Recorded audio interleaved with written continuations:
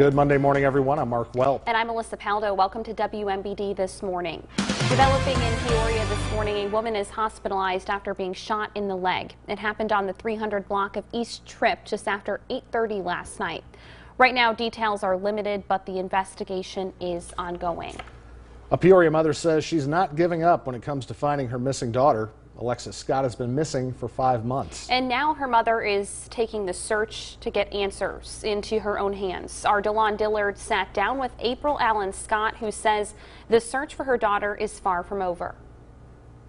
That Peoria mother has gotten lead after lead after lead, but it really hasn't led her anywhere. But she's saying that she's determined to not stop until she gets the answers that she's looking for. It's been 5 long months, and still 20-year-old Alexis Scott is missing without a trace. But her mother, April, says the search efforts aren't anywhere near over. I'll play your game, but I'm going to play to win. I don't know what everybody else has done, but I'm not everybody else. Choose the wrong mom. She says the police department isn't doing enough to help in the search for her daughter. I expected more. I expected more from the police department. So Scott decided it was time for her to take action.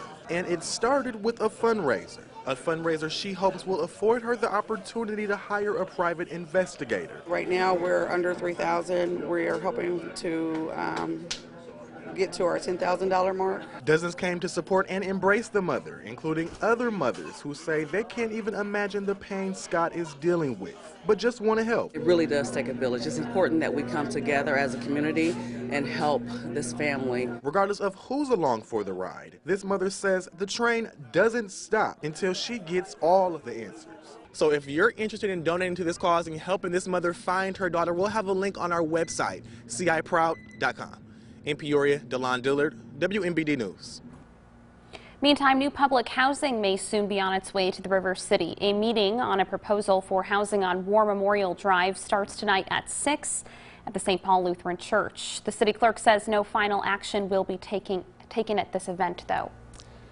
Peoria Public School students may see some calendar changes for next year. The calendar committee has proposed creating a fall break during the month of October. Administrators say the added break would increase attendance among teachers and students. But in order to have that break, the district would have to cut 2 holidays, Columbus Day and Casimir Pulaski Day. The goal was to combine those shortened weeks into one, and in return giving us more full weeks of instruction for our students, and then also still giving them a break during the fall. The school board will vote on that amendment tonight. Students and teachers across the country planning walkouts in support of tougher gun laws. This after the recent shooting at a high school in Florida that killed 17 people. But here at home, one Central Illinois school district says their students will not be participating.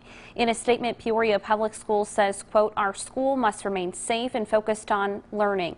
All Peoria Public School students must remain in school." The district superintendent continues by saying over the last several years, we've taken many steps to make our schools a safer place for students and staff. I'm proud of the effort of our entire staff. Meanwhile, Illinois State University has sent out its own message regarding the walkouts. The university says anyone facing consequences for participating in the protests, it won't impact their admission to the school. In a statement, the university says, quote, "Illinois State University would like to assure high school students that disciplinary action associated with their participation in peaceful protests will not impact their admission to the university in any way." New this morning, students from Marjorie Stoneman Douglas High School in Parkland, Florida returned to their school yesterday about a week and a half after a gunman opened fire inside, killing 17 people. Those who walked back on campus were able to pick up book bags and other belongings left behind during the shooting. Classes are set to resume Wednesday. The gun control debate resumes in Washington this morning. President Trump says guns will be at the top of the agenda. Congress could also take up the issue. It will be back in session today. Should recreational marijuana be legalized in the land of Lincoln?